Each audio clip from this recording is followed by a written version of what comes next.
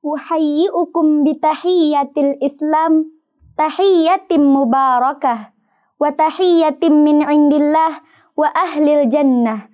Assalamu alaikum warahmatullahi wabarakatuh. Innal hamdalillah nahmaduhu wa nasta'inuhu wa nastaghfiruh wa na'udzu billahi min syururi anfusina wa min sayyiati a'malina. Man yahdillah fala mudhillalah wa man yudlilhu fala hadiyalah.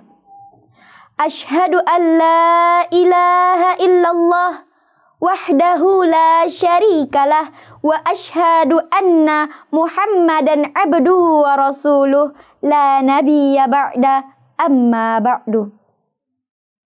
Pertama-tama dan yang paling utama, marilah kita ucapkan puji beserta rasa syukur kita atas kehadirat Allah Subhanahu wa Ta'ala, yang mana dengan berkat dan karunia-Nya lah kita dapat merasakan nikmat dunia seperti saat ini. Kemudian salawat berangkaikan salam tidak lupa pula kita sampaikan kepada junjungan umat, parit pagar kota Mekah, buah hati Siti Aminah, panglima di medan perang, imam di waktu salat. Siapa lagi kalau bukan Nabi Yuna Muhammad sallallahu alaihi wasallam. Allahumma salli ala Muhammad wa ala ali Muhammad. Baiklah, tanpa memperpanjang kata mukaddimah, izinkanlah Ananda untuk memperkenalkan diri Ananda terlebih dahulu. Nama Ananda Syarifah Kurniati. Saat ini Ananda mengecup pendidikan di Pondok Pesantren Sumatera Tawalib Parabe di Madrasah Aliyah. Baiklah, pada kesempatan kali ini Ananda ingin menyampaikan sebuah pidato yang berjudul Meraih Cita-Cita yang Membawa Berkah.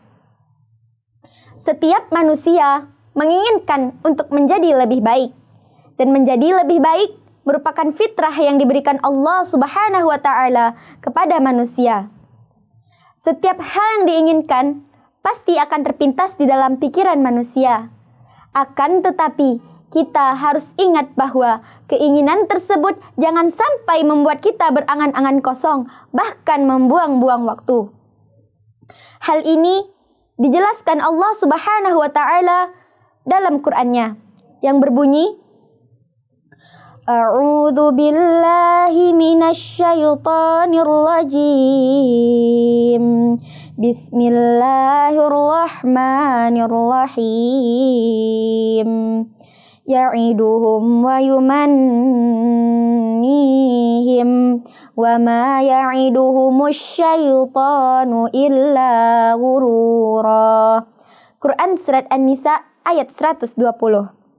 Dalam ayat ini dijelaskan bahwa syaitan telah berjanji kepada Allah untuk terus menggoda manusia.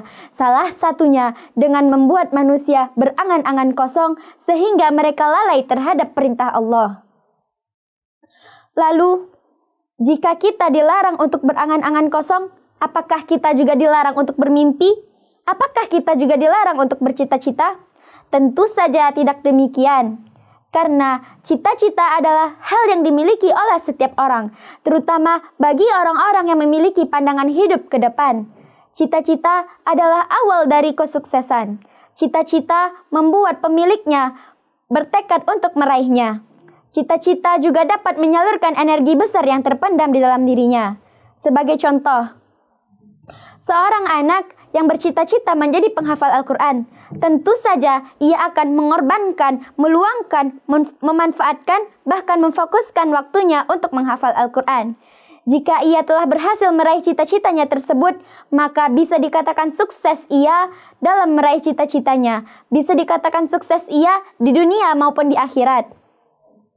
Hadirin yang berbahagia, Imam Syafi'i pernah menyampaikan sebuah nasihat kepada muridnya, di mana nasihat ini berbentuk dalam sebuah nazam yang berbunyi, Ala la tanalul ilma illa bisittatin sa'umbika an majmu'iha bibayanin zakain wa hirsin wa istibarin wa bulghatin wa irsyadil ustazi wa tuli zamanin.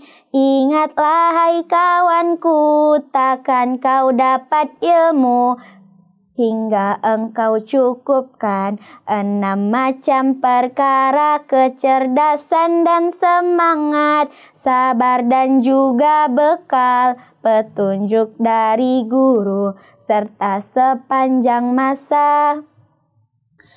Dalam nazam ini disebutkan 6 perkara yang harus kita penuhi demi menuntut ilmu. Yang pertama, zakaun. Apa yang dimaksud dengan zakaun?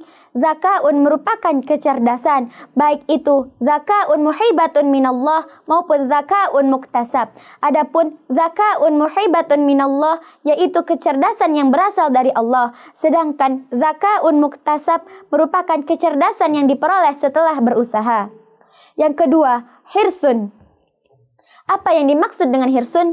Yaitu semangat dan keinginan atau perhatian yang besar terhadap apa yang disampaikan oleh gurunya.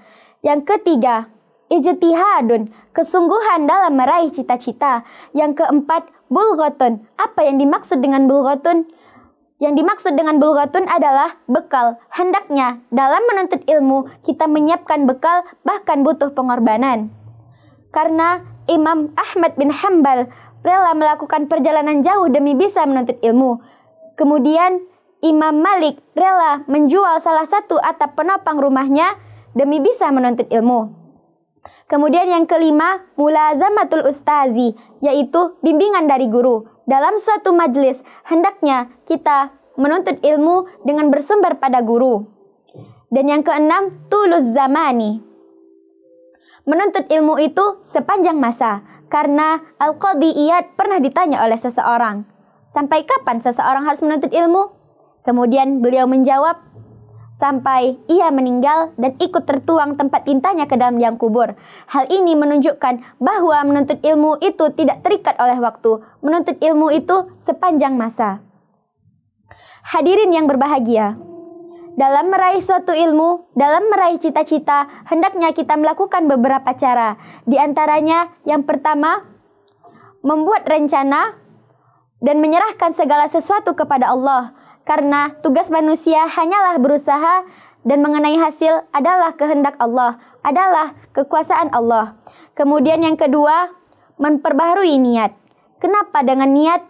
Karena niat merupakan faktor utama dalam meraih cita-cita. Niat merupakan salah satu kunci untuk kesuksesan.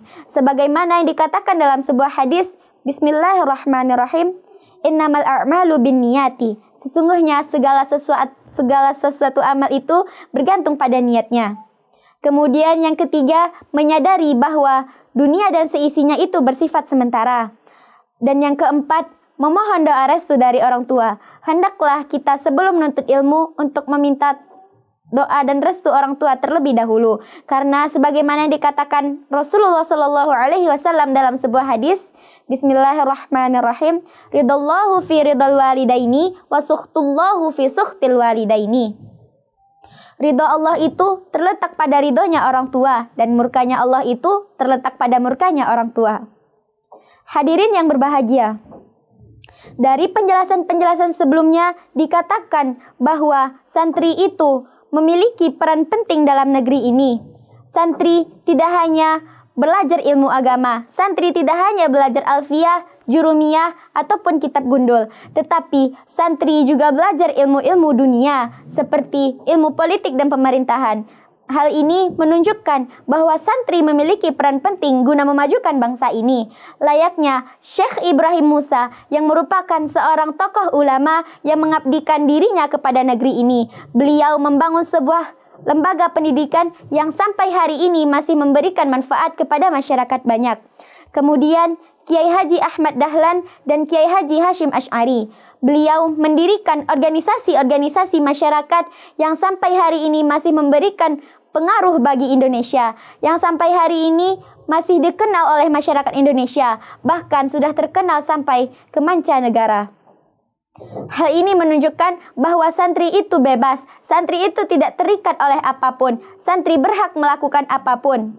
Oleh karena itu, hendaklah kita meniru semangat juang mereka dan meraih cita-cita yang membawa berkah.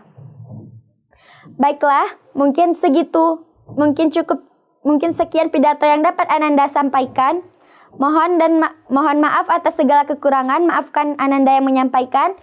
Akhirul kalam, Assalamualaikum warahmatullahi wabarakatuh.